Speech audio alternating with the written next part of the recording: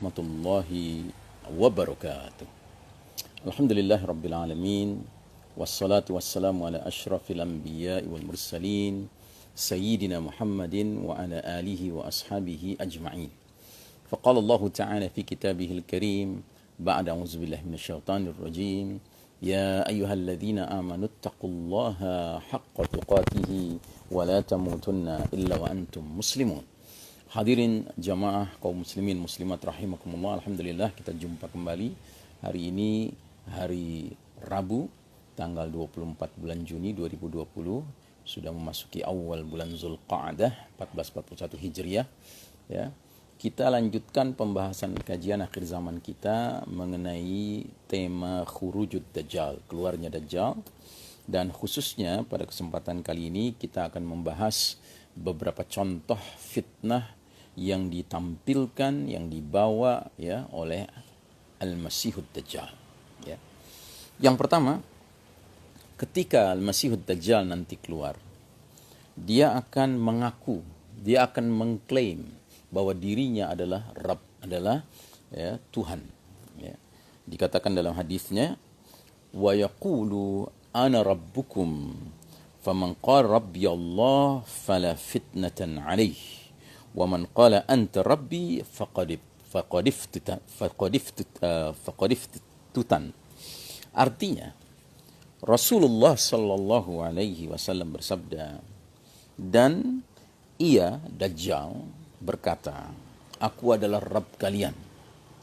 Barang siapa berkata Rabbku adalah Allah, maka dia tidak akan terfitnah oleh Dajjal. Maka ya, barang siapa yang berkata engkaulah Rabbku, engkau Dajjal adalah Rabbku, sungguh ia telah terkena fitnahnya Ad-Dajjal ya. Hadis riwayat Imam At-Tabarani dalam Mu'jam Al-Kabir berderajat sahih. Jadi saudaraku rahimakumullah, ini sangat penting ya. Bahkan bukan hanya contoh yang ini yang penting, tetapi secara keseluruhan kita perlu menyadari, perlu memahami kenapa Nabi Muhammad sallallahu alaihi wasallam menggambarkan bahwasanya Dajjal ini merupakan a'zamul fitnah, fitnah yang paling dahsyat ya. Nah, karenanya kita perlu pelajari apa contoh-contoh yang dijelaskan oleh Nabi SAW mengenai fitnah-fitnah yang ditampilkan, yang diperlihatkan oleh Ad-Dajjal ya, agar kita bisa mempersiapkan diri. Nah, jadi yang pertama, Dajjal itu nanti akan mengklaim dirinya Rabb, mirip sekali, persis sekali seperti ya perilaku Firaun ya. Kita tahu Firaun, penguasa Mesir ribuan tahun yang lalu, berlaku tagha, melampaui batas dalam kekuasaannya sampai dia kemudian mengklaim dirinya adalah Rabb, Tuhan di atas segala manusia yang dia pimpin di Mesir ya. Dan dia bahkan mengatakan ana rabbukumul a'la, akulah Rabb kalian yang maha tinggi ya. Jadi sedemikian sombongnya Firaun itu sehingga dia ya merasa dirinya itu berkuasa, sehingga dia meletakkan dirinya sebagai tandingan Allah Subhanahu wa taala. Dia mengklaim dirinya Rabb ya, padahal dia tidak pernah menciptakan sesuatu apapun ya. Nah,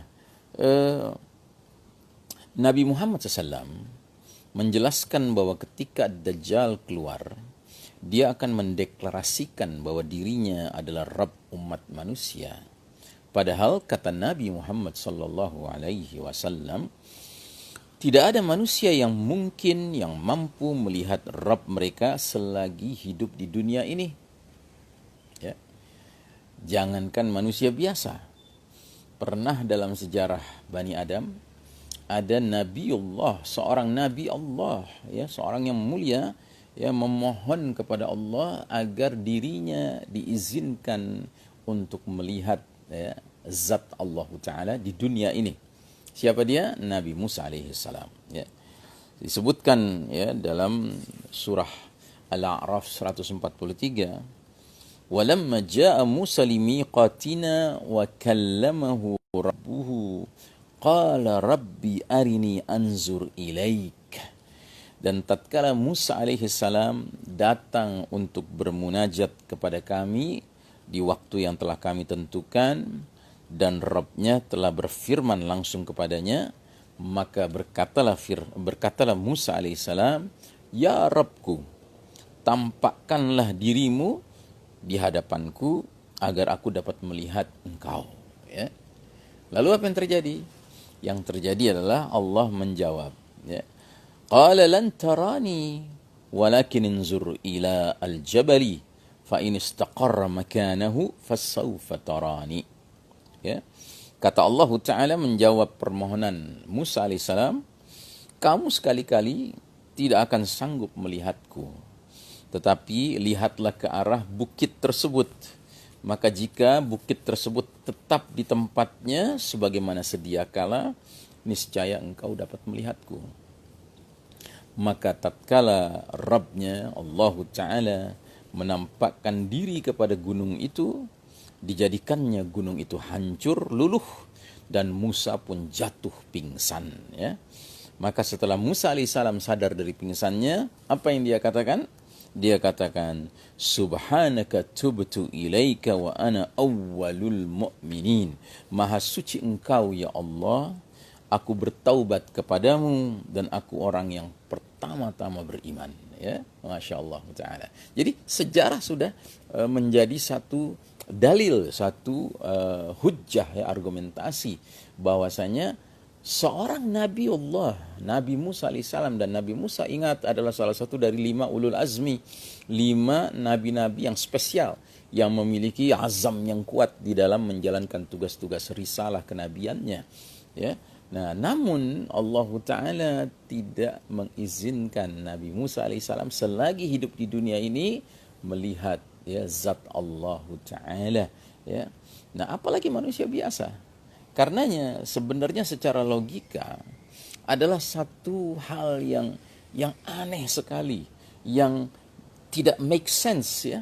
Kok ada manusia nanti bisa sampai percaya bahwasanya Dajjal merupakan Rabb? Kok bisa, ya? Karena Dajjal nanti diizinkan Allah Ta'ala melakukan banyak hal-hal yang luar biasa, yang menakjubkan. Bayangkan, Dajjal nanti, ya, akan membawa sesuatu yang tampilannya seperti surga, yang indah, yang nikmat, dan juga sesuatu yang sangat mengerikan seperti neraka. Ya.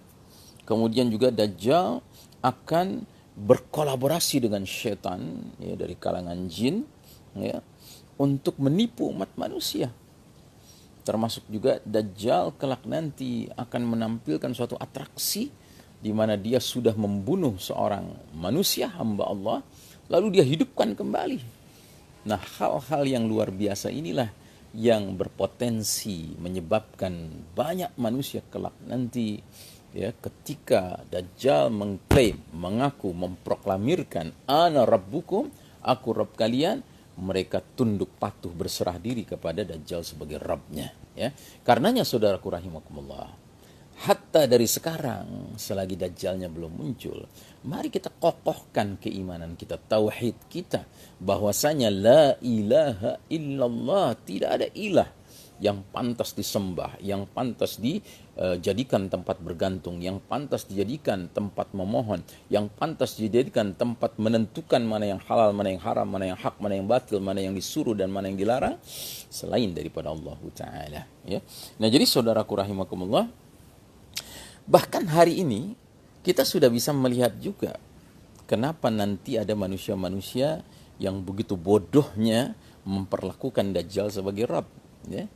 Sedangkan di zaman kita sekarang saja ada manusia-manusia yang Allah takdirkan mempunyai kekuasaan di muka bumi ini. Kemudian dia berlaku sedemikian rupa sombongnya dengan kekuasaannya, maka sebagian rakyatnya bahkan memperlakukan dirinya sudah seperti Rabb. Ya. Kita ambil contoh yang paling nyata di Suriah hari ini. Di Suriah hari ini yang memimpin negeri tersebut, yang berkuasa di negeri tersebut de facto di jure adalah seseorang bernama Hafiz Bashar Assad, ya, putranya Hafiz Assad. Ya. Nah, Bashar al-Assad ini oleh orang-orang rakyat Suriah yang seagama dengan dirinya, yaitu agama Syiah Nusairiyah, ya, sekte Nusairiyah, ya, mereka itu memperlakukan imam mereka yaitu Bashar al-Assad itu layaknya seorang Rabb, ya, suatu Rabb, ya, satu Tuhan, ya. Karenanya orang-orang di Suriah hari ini apabila digelar, ya, poster besar Bashar Assad di jalan-jalan, ya, itu mereka rela untuk bersujud mencium foto itu, bersujud, ya, karena memang mereka meyakini bahwa Bashar al-Assad ini adalah Rabb. Padahal apalah kelebihan Bashar al-Assad dibandingkan Dajjal nanti? Ya, jadi sekarang dujel-dujel ini, dajjal-dajjal kecil ini sudah diperlakukan sebagai Rabb, padahal mereka manusia biasa. Begitu juga dengan Dajjal. Kelak nanti memang Dajjal diizinkan Allah memiliki 1001 tipu daya. Tetapi kita harusnya sudah belajar dari sekarang. Dari sekarang ketika Dajjalnya belum muncul, jangan hendaknya kita memperlakukan siapapun sebagai Rabb, pengganti Allah Ta'ala. Ya. Nah, termasuk jangan hendaknya kita tunduk patuh berserah diri begitu saja dengan sistem dunia yang sedang berlangsung sekarang. Yang meminjam istilah Ahmad Thompson, dunia hari ini adalah sistem Dajjal. Novus Ordo Seclorum, New World Order ini, tatanan dunia baru ini hakikatnya adalah sistem Dajjal. Sebuah tatanan yang mengajak manusia, terutama kaum muslimin, untuk meninggalkan keimanan mereka dan menanggalkan keimanan mereka, dan tidak lagi bergantung kepada Allah Ta'ala, tapi bergantung kepada sistem dunia hari ini. Kita tahu hari ini betapa dahsyatnya sistem Dajjal ini mempenetrasi pemikiran umat manusia sehingga menyangka bahwa hal yang paling harus ditakuti, bahkan lebih daripada takut kepada Allah Ta'ala, adalah kepada virus yang sekarang, ya, statistiknya dimainkan terus, ya, sedemikian rupa sampai ke derajat bahkan kaum muslimin rela untuk merubah tata cara sholat mereka demi tunduk kepada kewaspadaan akan kekhawatiran terhadap kematian yang ditimbulkan oleh virus ini. Nauzubillahi min dzalik, ya. Jadi saudaraku rahimakumullah, memang Dajjal itu puncak fitnah. Kita sekarang belum menghadapi Dajjal saja sudah merasakan betapa sistem Dajjal ini bertingkah laku seperti Rabb, ya. Dan begitu banyak manusia yang tunduk kepada arahan-arahan dari Rabb palsu sistem Dajjal ini, ya. Nah, jadi karenanya saudaraku rahimakumullah, marilah kita hifdzul iman, pelihara keimanan kita. Nah, contoh yang kedua daripada fitnah Dajjal ini adalah bahwasanya Dajjal kelak nanti akan menampilkan sesuatu yang indah laksana surga dan sesuatu yang mengerikan laksana neraka, ya. Katakan oleh Nabi, ala ukhbirukum anid dajjali hadithan ma haddathahu nabiyyun qaumahu innahu a'waru wa innahu yaji'u ma'ahu mithlul jannati wan nar fallati yaqulu innaha al jannatu hiya an-nar wa inni anzartukum bihi kama anzara bihi nuhun qaumahu. Rasulullah Muhammad sallallahu alaihi wasallam bersabda, maukah aku beritahukan kepada kalian suatu hal mengenai Ad-Dajjal, suatu hal yang belum pernah dikabarkan oleh seorang nabi pun kepada kaumnya. Sesungguhnya Dajjal itu buta sebelah matanya. Dajjal datang dengan sesuatu yang seperti surga dan neraka. Yang dikatakannya surga justru berarti itu adalah neraka Allah Ta'ala. Dan sungguh aku peringatkan atas kalian sebagaimana Nuh alaihissalam memperingatkan atas kaumnya mengenai fitnah Dajjal ini. Jadi saudaraku rahimakumullah, untuk mendukung klaim, ya, pengakuan dirinya sebagai Rabb, ya, Dajjal akan tampil membawa surga dan nerakanya sendiri. Tetapi Nabi Muhammad SAW telah memperingatkan umatnya agar waspada. Sebab yang dikatakan Dajjal berupa surganya, jannahnya, justru merupakan narullah, neraka Allah Ta'ala. Barang siapa yang mau mempercayai bahwa Dajjal adalah Rabbnya, maka orang itu akan diberi surga oleh Dajjal. Diberi positive reinforcement, ya, diberi hadiah, ya, yang menyenangkan, yang positif, ya. Ya. Sebaliknya barang siapa yang mengingkari Dajjal sebagai Rabb, maka orang itu akan dibuat menderita dengan merasakan nerakanya Dajjal, kesengsaraan ciptaan Dajjal itu. Dalam salah satu hadis Nabi Muhammad SAW menjelaskan bahwa ketika Dajjal melintasi suatu perkampungan yang penduduknya mau mengimani Dajjal sebagai Rabb, maka Dajjal akan membuat senang kaum itu dengan memerintahkan langit dan bumi agar mendatangkan kesuburan kepada kampung itu sehingga hewan ternak dari kaum tersebut menjadi gemuk. Ya. Sebaliknya ketika Dajjal melintasi suatu perkampungan yang penduduknya mengingkari Dajjal sebagai Rabb, maka kaum itu diberikan oleh Dajjal kondisi menjadi penuh penderitaan dan kemiskinan. Ya. Mari kita simak baik-baik hadisnya. Nabi Muhammad SAW bersabda, "Fayati 'alal qaumi fayad'uuhum fayu'minuna bihi wa yastajibuna lahu faya'muru as-samaa'a fatumtiru wal arda fatunbitu fataruhu 'alaihim sarihatuhum atwala ma kanat dhuran wa asbaghahu duru'an wa amaddahu khawasira thumma ya'til qawma fayad'uuhum fayarudduna alaihi qawlahu fayansarifu anhum fayusbihuna mumhilina laysa biaydihim syai'un min amwalihim." Artinya, Ad-Dajjal mendatangi suatu kaum lalu mengajak mereka, maka mereka pun beriman kepada Dajjal sebagai Rabb dan menerima ajakannya. Lantas Dajjal memerintahkan langit agar menurunkan hujan. Langit pun menurunkan hujannya.